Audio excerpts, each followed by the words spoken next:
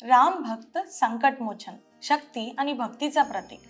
त्यांच्या नावाने मनाला धैर्य आणि संकट मागे हटतात. ते म्हणजे आपले हनुमान. आज आपण जाणणार आहोत हनुमान जयंतीचा खरा महत्व, अर्थ, इतिहास आणि अज्ञात गोष्टी. मी हाय पूजा आणि तुमचं स्वागत आहे मनवेद मध्ये. चला सुरू करूया एक दिव्य प्रवासाला.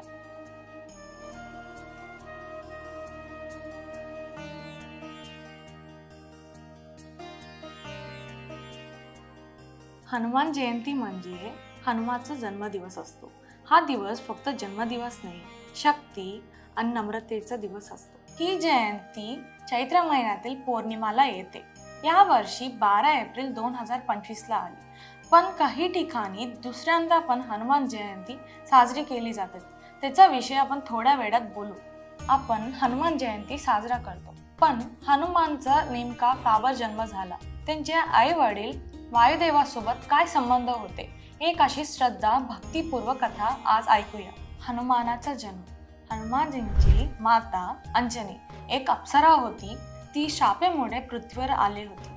त्यांचे वडील केसरी जे ऋषीमुख पर्वतवर राहत होते. ते एक पराक्रमी वानर आणि योद्धा पण होते. हनुमानाला वायुपुत्र म्हणून का बरं म्हणतात आणि वायू देवतासोबत ह्याचा काय संबंध होता? एक कथा अशी सांगते की आई अंजना देवी एकदा वायुदेवताची पूजा करत होती. त्याच वेळी दूर दशरथ महाराज आपल्या पुत्रांसाठी पुत्र कामनेसाठी योग करत होते. त्या यज्ञात त्यांना खीर प्राप्त झाले. त्यांनी 3 राणींना वाटले. त्याच्या पुढे राम, लक्ष्मण, भरत आणि शत्रुघ्नांचा जन्म झाला.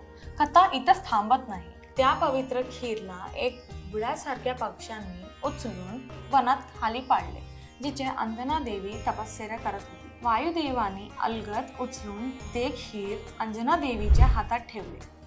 तिने प्रसाद म्हणून खाऊन हनुमानजींचा गर्भधारण झालं. हनुमानजी शंकराचे अंश पण होते. काही कथांनुसार शंकराचे अवतार हनुमान पण मानले जातात. शिवाने राम भक्त म्हणून पृथ्वीवर जन्म घ्यायचा हा योजना केली होती.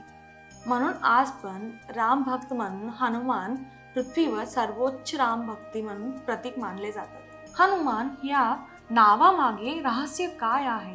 आपण लहानपणापासून हनुमान हा शब्द ऐकत आले आहोत. तुम्हाला माहिती आहे का हनुमान हा नावाचा खरा अर्थ काय आहे? हनुमान ह्यांच्या शब्दाचा मूळ अर्थ आहे हनु म्हणजे जबडा, जो दुखावलेला किंवा वाकलेला असतो. ही कथा त्यांच्या बालपणीची आहे. अतिशय रंजक आहे. एकदा बालवयात हनुमान सूर्यदेवाला एक मोठा लाल फळ समजून गिळायला गेले.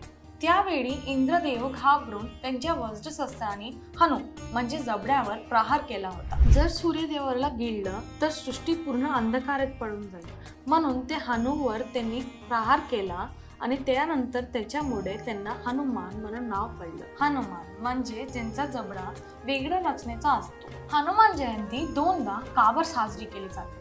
उत्तर भारतमध्ये हनुमान जयंती चैत्र महिन्यात पौर्णिमात येतो. या वर्षी 12 एप्रिल 2025 ला आला. दक्षिण भारतमध्ये हनुमान जयंतीला हनुमान विजयम पण म्हणतात.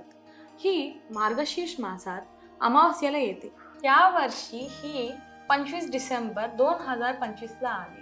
2 हनुमान जयंती साजरा करायचं मागे कारण पंचांग व भौगोलिक परंपराचा फरक. हनुमानाचे लग्न झाले होते का? खूप लोकांना वाटतं हनुमान अजन्म ब्रह्मचारी होते. ते खरं आहे. का बरं म्हणजे हनुमानांनी न लग्न करायचा संकल्प घेतला होता. तरीही दक्षिण भारतातील एक कथा अशी सांगते सूर्यदेव हनुमानाचे गुरु होते. त्यांना एकदा सूर्ययोग शिकण्यासाठी पुढच्या पाऊल विवाह करायचा आवश्यकता होती. त्यांच्यामुळे सुवर्चला नामक देवीचा निर्माण केला होता सूर्यदेवाने, ज्यांना संसार इच्छा काही नव्हते. एक पारंपरिक शास्त्र पूर्णसाठी प्राथमिक विवाह केला होता त्यांनी.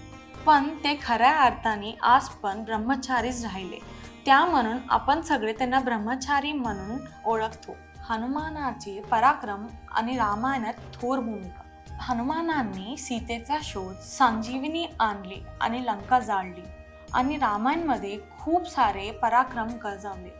हनुमानाला रामाचे विश्वासू भक्त मानले जातात. त्यांनी रावणावर मात करण्यासाठी रामाला मदत केली. त्यांची एकाग्र भक्ती आणि बलशाली शरीर त्यांना अद्वितीय योद्धा बनवते.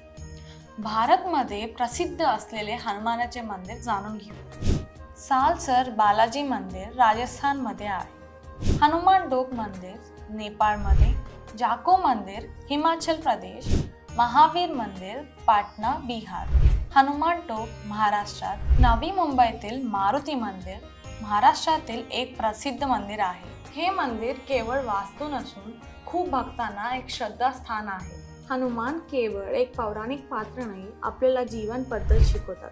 आपल्याला निस्वार्थ भक्ती, कठीण प्रसंगी भक्त, धैर्य आणि सेवा आणि नम्रता शिकवतात. बळ हनुमानाचा आणि मार्ग रामाचा, तेही खूप लोक आज पण त्याला प्रेरणा घेतात. हनुमान जयंती फक्त सण नाही, आपल्याला भक्ती आणि शक्तीचा खूप मोठा उत्साह असतो.